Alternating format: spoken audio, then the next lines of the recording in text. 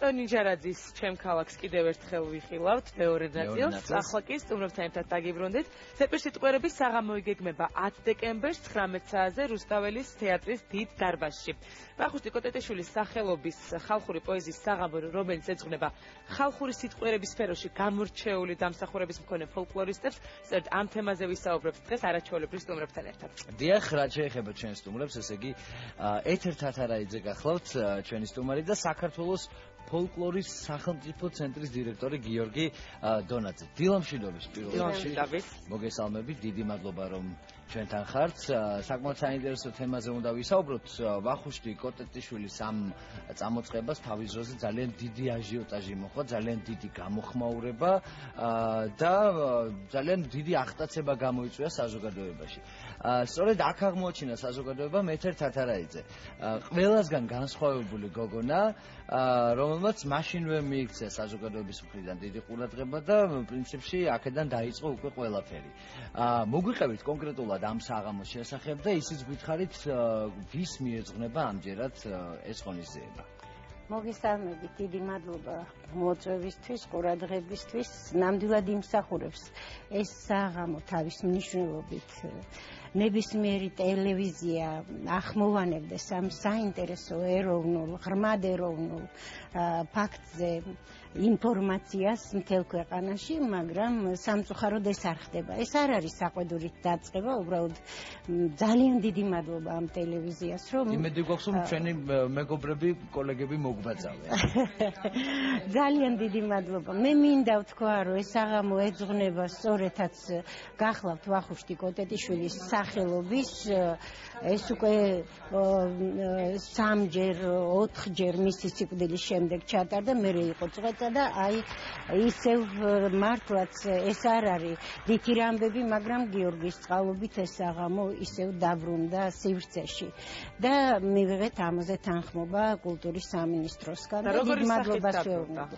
დაბრუნდა ისეთი სახით, როგორითაც გვინდოდა, რომ დაბრუნებული როგორც იყო წლების წინ, დიახ, და ჩვენ მართლა ცენტრი ამისთვის აკეთებს ყველაფერს, რომ ეს იყოს ძალიან მაღალი დონის საღამო. გვეძლევა საშუალება, რომ ავირჩიოთ მთქმელები, არის ხან მწვერვალზე საძებნი ეგეთი ადამიანი და ხან ხეობაში და როგორ უკავშირდებით საინტერესო ამ ადამიანს, ან ისინი როგორ პოულობენ? ეგ ფოლკლორისტების საიდუმლოა და ჩვენ მეტი საიდუმლოებები არ ვიცით, ეგ ვიცით მარტო როგორ აი რაღაც ინფორმაციით, ვიღაცის თქმით, სადღაც გამკრთალი მისი ლექსით, მერე გამოკითხვით. აი ხა ბოლოს ვიყავით ამირან არაბული და მე ხეობაში ეგეთი სოფელია, აქვეა თითქოს ბულაჩაურიდან მიდიხარ მწვერვალებში და აი მე ვიტყოდი, რომ ის არის დავიწყებული სოფელი ადამიანისგან და უფლისგან არ არის დავიწყებული, სიამოვნებით იქ ცხოვრობდა ნებისმიერი ადამიანი და ეს არის მოხუცების სოფელი, სადაც თითქმის ბავშვი აღარ შეხვდა და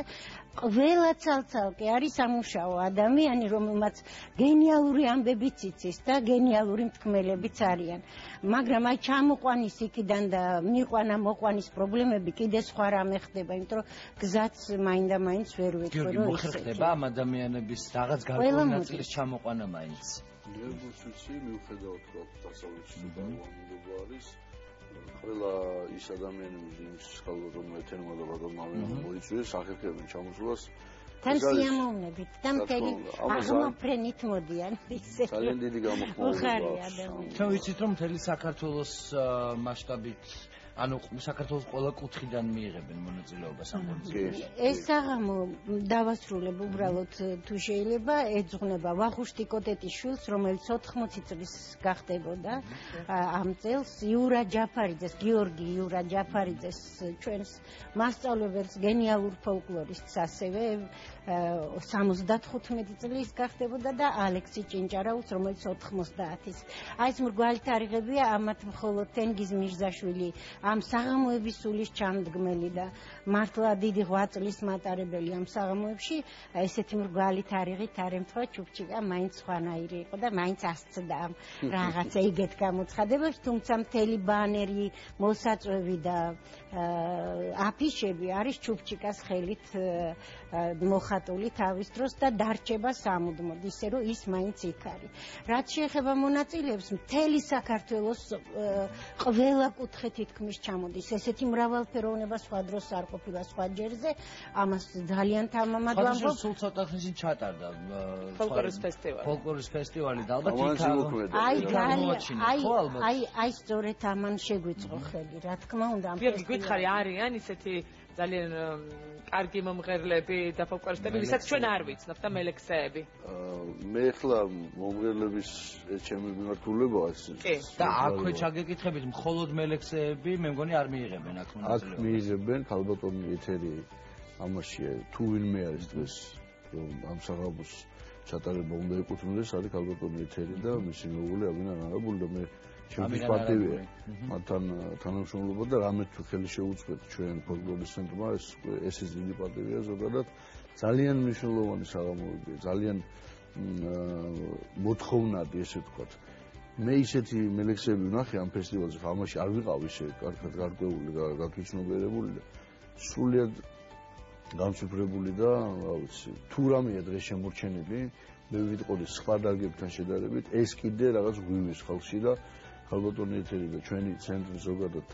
ბატონი ამირანი ძალიან დიდ საქმეს აკეთებს აი საღამოს ჩატარები და უფრო მეტსაც ვიტყვი იმდენად მოთხოვნადია და იმდენად მოწონს ხალხს აი ესეთი სიტყვები საღამოს ამას ხო დიდი ტრადიცია აქვს რომ ჩვენ გადავწყვიტეთ პირველად ვაჟღერებთ თქვენ ეთერში რომ ეს გავიტანოთ რეგიონებში და არ იყოს მხოლოდ თბილისში წელიწადში ერთხელ შემდეგი წლისთვის 2016 წელს მინიმუმ ალბათ ფილის გავიმეორებ და მინიმუმ 2-3 საღამო იმიტომ რომ აი ძალიან მაგარი რაღაცაა ეს უნდა ნახოთ თქვენ იმ ადამიანების სახეები აი რეგიონებში განსაკუთრებით რომ იგებრო ესეთი ძალიან ბევრს უნდა და მონაწილეობა ჩვენ შეგვიძლია 2-3 საღამო აი ჩაგვიტარებინეთ თბილისში სრულიად განსხვავებული იქ არის ცეკვის ჯგუფი ან აუთენტური ჯგუფები რომლებიც ბუნებრივად ცეკვავენ არიან მომღერლები მოწვეული ისეთები რომლებიც თბილისს არ უნახავს შენ ხოჭის მე როცა პატარა ვიყავი მახსოვს რატომღაც რომ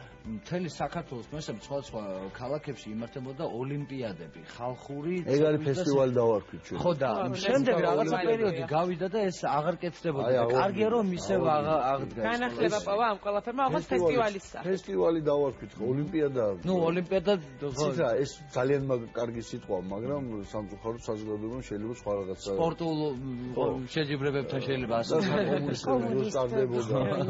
ხო აი ну ეს იყო პირველი ტური ფესტივალი ჩვენ 2016 წელს გვიქნება მეორე ტური და იქ კიდე უფრო საინტერესო საღამო გაიმართება ესე იგი ქალბატონი ეთერი მე როგორც ვიცი ბატონ ამირანთან ერთად გაუძღვება საღამოს და საინტერესოა მხოლოდ საღამოს გაუძღვებით თუ თქვენც მიიღებთ მაშინ მონაწილეობას და კაფეებით დაატკბობთ ასე ვთქვათ მაყურებელს არა ჩვენ ეგეთი ნიჭიერები არა ვართ. მე ვიცი რომ თქვენთვის რაღაცა პატარა იმდენად ნიჭიერი ხალხი ჩამოდის და იმდენად საინტერესო მე მთელ საქართველოს თამამად ვეუბნები მთელ თბილისს და მთელი სიწრფელით ვეუბნები რომ ჯერ კიდე არის დრო რომ ამ დარბაზში მოხდეს ადამიანი და გამოვიყენებ ამ სივრცეს და ვეტყვი გულწრფელად რომ ისინი დაუვიწყარ საღამოს დაესწრებიან და ეს არის ძალიან საინტერესო